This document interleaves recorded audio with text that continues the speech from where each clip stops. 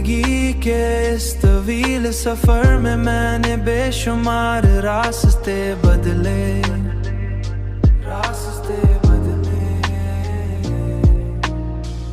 कई ख्वाब देखे और बहुत से लम्हे गुजारे,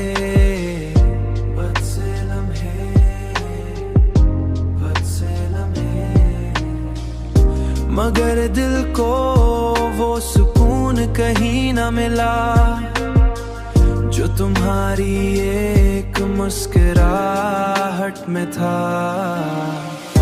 तुम्हारी बातों की वो नरमी आज भी मेरे दिल में एक मीठे दर्द की तरह बसी हुई है।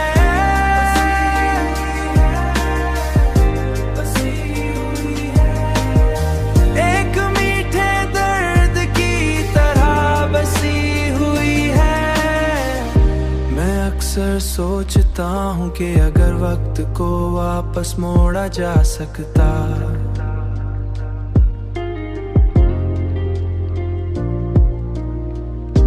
मैं अक्सर सोचता हूँ कि अगर वक्त को वापस मोड़ा जा सकता तो मैं उन्हीं लम्हों को हमेशा के लिए रोक लेता जहाँ तुम मेरे साथ थे,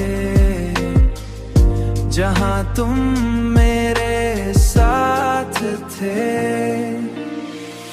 मगर हकीकत ये है कि वक्त कभी किसी के लिए नहीं रुकता,